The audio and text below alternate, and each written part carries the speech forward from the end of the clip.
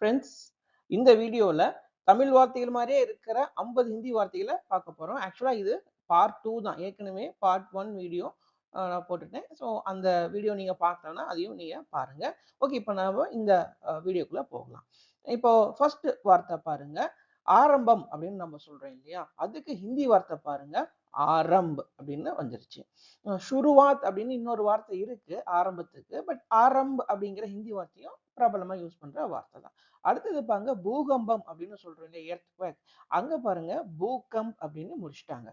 இப்போ முக்கியமான அப்படின்னு நம்ம சொல்றோம் இல்லையா, அதுக்கு வந்து ஹிந்தியில முக்கிய அப்படின்னு நம்ம பார்க்கிறோம். அதே மகான் அப்படின்னு இருக்கு இல்லையா, இப்போ கிரேட் அப்படின்னு சொல்றோம் இல்லையா, அங்கேயும் ஹிந்திலையும் மகான் அப்படின்னு தான். இப்போ விஜய் சேதுபதி நடிப்புல அந்த படம் வந்துச்சு இல்லையா மகான்னு, 40 வருஷம் முன்னாடியே அதே பேர்ல மகான்கிற பேர்லயே அமிதாப் பச்சன் நடிச்ச படம் வந்து ஹிந்தியில வந்திருக்கு. ஓகே, அதே நதி அப்படின்னு சொல்றோம் இல்லையா, ரிவர், அதுக்கு பாருங்க நதியே தான் ஹிந்திலையும் பார்க்கிறோம். நெக்ஸ்ட் பாருங்க, சமுத்திரம் அப்படின்னு சொல்றோம் இல்லையா, கடல்னு இருக்கு, பட் சமுத்திரம்னு சொன்னோம்னா அங்கேயும் பாருங்க சமுத்திர அப்படின்னு ஒரு வார்த்தை அவங்க கிட்ட இருக்கு. நாம காரணம் அப்படின்னு சொல்றோம் இல்லையா, ரீசன் அப்படின்னு சொல்றோம் இல்லையா, அதுக்கு பாருங்க காரன் அப்படிங்கிற ஹிந்தி வார்த்தையே வந்துருச்சு. அடுத்தது சந்தேகம் அப்படின்னு நம்ம சொல்றோம், அவங்க சந்தேக் அப்படின்னு முடிச்சிட்டாங்க. சந்தேக் அப்படின்னு சொல்றாங்க. அர்த்தம் அப்படின்னு சொல்றோம் இல்லையா, மீனிங், அர்த் அப்படிங்கிறது தான் ஹிந்தி வார்த்தையா இருக்கு. சுயம் அப்படின்னு சொல்றோம் இல்லையா, சுயமா செஞ்சுக்குவோம், செல்ஃப் அப்படின்னு சொல்லுவோம் இல்லையா, மை செல்ஃப், அவர் செல்ஃப் அப்படின்னு, அதுக்கு பாருங்க வார்த்தை ஸ்வயம் அப்படின்னு அங்க வார்த்தை இருக்கு. சூரிய உதயம் அப்படின்னு சொல்றோம் இல்லையா, சன்ரைஸ், சூரியோதய் அப்படின்னு அங்க முடிச்சிட்டாங்க.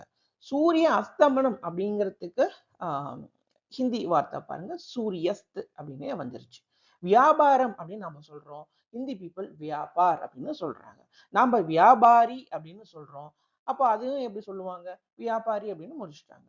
நம்ம மகத்துவம் அப்படின்னு சொல்றோம் இல்லையா, இம்பார்ட்டன்ஸ் அப்படின்னு சொல்லி சொல்றோம் இல்லையா, முக்கியத்துவம் அப்படிம்போம், பட் மகத்துவம் அப்படின்னு சொல்றோம் இல்லையா, அதுக்கு தகுந்த ஒரு ஈக்குவலண்டான ஹிந்தி வார்த்தை இருக்கு, மகத்துவ அப்படின்னு பார்க்கிறோம்.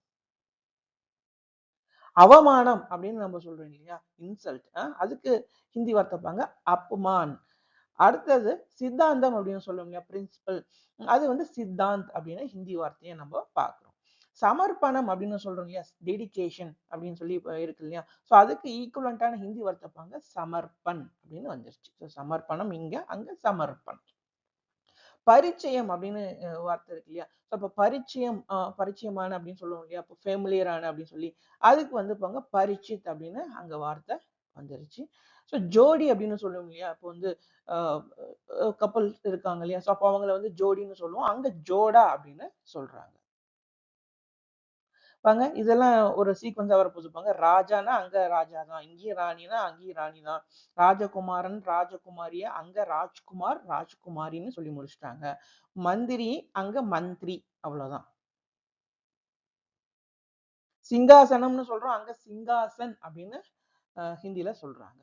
சேனை அப்படின்னு நம்ம சொல்றோம் இல்லையா, படை இன்னொரு பேர் இருக்கு இல்லையா, சேனை அப்படின்னு நம்ம இங்க சொல்லும்போது அதுக்கு ஈக்குவலண்டா ஒரு ஹிந்தி வார்த்தை சேனா அப்படின்னு பாக்குறோம். யுத்தம் அப்படின்னு நம்ம இங்க சொல்லும் இல்லையா, அதுக்கு அங்க யுத் அப்படின்னு வந்துருச்சு. சுதந்திரம் அப்படின்னு நம்ம சொல்றோம் பாங்க, அங்க வந்து ஹிந்தியில ஸ்வதந்திரதா அப்படின்னு சொல்றாங்க. ஆசாதி அப்படின்னு இன்னொரு வார்த்தை கூட இருக்கு, பட் சுதந்திரதா அப்படின்னு ஒரு வார்த்தை இருக்கிறதுனால இங்க நம்ம நம்ம பாக்குறோம். ஓகேவா? சரி, அடுத்தது மௌனம் அப்படின்னு சொல்றோம் சைலன்ஸ், அதுக்கு பாருங்க மௌன் அப்படின்னு அந்த ஹிந்தி வார்த்தை வந்துருச்சு. நியாயம் அப்படின்னு சொல்றோம் இல்லையா, அத வந்து நியாய் அப்படின்னு சொல்றாங்க.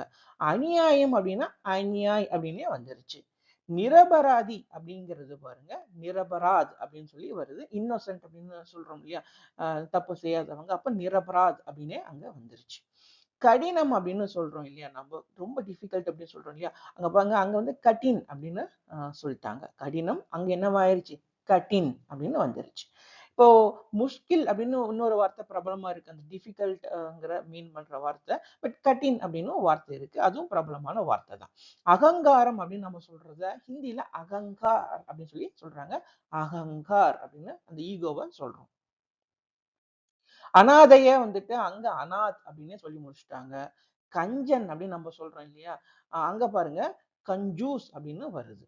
யாத்திரை அப்படின்னு நம்ம சொல்றோம் இல்லையா, பயணம்னு சொல்லுவோம், பட் யாத்திரைன்னு சொன்னோம்னா அதுக்கு ஈக்குவலண்டான ஹிந்தி வார்த்தை யாத்ரா அப்படின்னு இருக்கு. அதே கிராமம் அப்படின்னு சொல்றது வந்து ஹிந்தியில கவ் அப்படின்னு ஒரு வார்த்தை இருக்கு, கிராம் அப்படின்னு ஒரு வார்த்தை இருக்கு.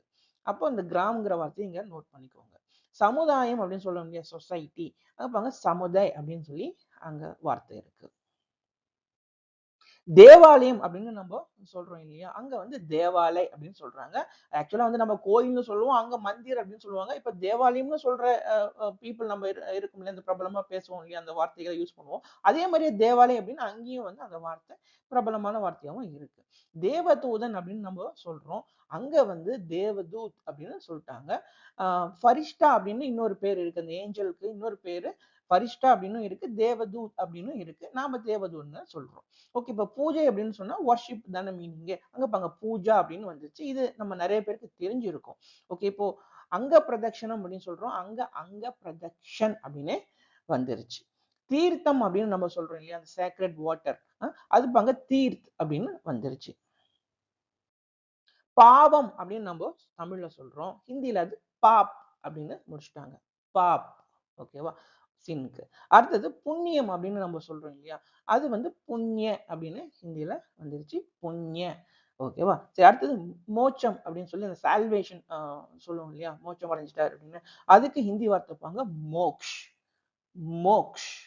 அடுத்தது சொர்க்கம் அப்படிங்கிறது ஸ்வர்க் அப்படின்னு ஹிந்தியில பாக்குறோம். நரகம் அப்படிங்கிறத நரக் அப்படின்னு பாக்குறோம். இப்போ பார்ட் 1 வீடியோல பாத்தீங்கன்னா 15 வார்த்தைகள் கொடுத்திருந்தேன். அதாவது ஆன்மீக சம்பந்தமான 15 வார்த்தைகள் எப்படி வந்து தமிழ் வார்த்தைகள் மாதிரியே ஹிந்தி வார்த்தைகள் இருக்குன்னு.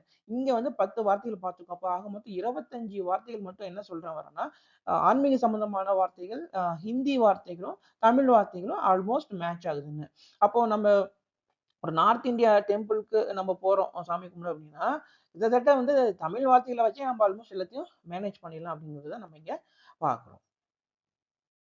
ஓகே, இன்னொரு இன்ட்ரெஸ்டிங்கான வீடியோல நம்ம பார்ப்போம். தேங்க்யூ.